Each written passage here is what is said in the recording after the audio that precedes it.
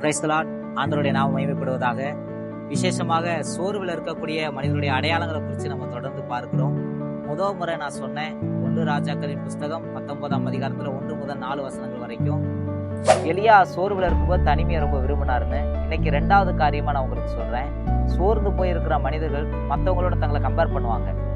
பாருங்க, எலியா அங்க சொல்றாரு, என் பிதாக்களை பார்க்கணும், நான் நல்லவன் அல்ல, போதும் என்னை எடுத்துக்கொள்ளும் அப்படின்னு ஜெபிக்கிறார்.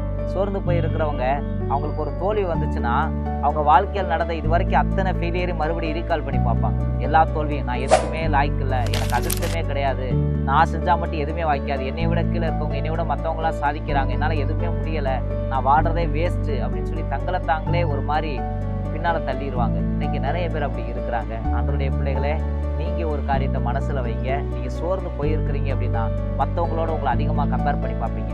அதுவும் நல்ல விஷயங்களை விட நெகட்டிவ் எதிர்மறையான விஷயங்களோட தான் உங்களை அதிகமாக கம்பேர் பண்ணுவீங்க. அவங்கள மாதிரி எனக்கு இல்லை, இந்த மாதிரி எனக்கு வராது, இந்த மாதிரி எனக்கு நடக்காது, அவங்களுக்குலாம் நடந்துச்சு எனக்கு நடக்கலையேன்னு சொல்லி நீங்கள் உங்களை சோர்ந்துக்கிட்டு நான் ஏன் வாழணும், நான் வாழாமல் பேசாமல் மறிச்சு போயிடலாம் அப்படின்னு நீங்கள் நினைப்பீங்க. இதுதான் உங்களுடைய 2வது அடையாளம். கர்த்தர் உங்களை பார்த்து சொல்றார், சோர்ந்து போகிறவனுக்கு ஒரு பலன் கொடுக்கிறார். அதனால சோர்ந்து போகாதீங்க. நிச்சயமா கர்த்தர் உங்களை ஆசீர்வதிப்பார். இதுல இருந்து வெளியே வர்றதுக்கான வழியை உங்களுக்கு வைத்திருக்கிறார். தொடர்ந்து கர்த்தர் சித்தமான இதனுடைய 3வது அடையாளத்தை தியானிப்போம், இதனுடைய தீர்வையும் தியானிப்போம். God bless you.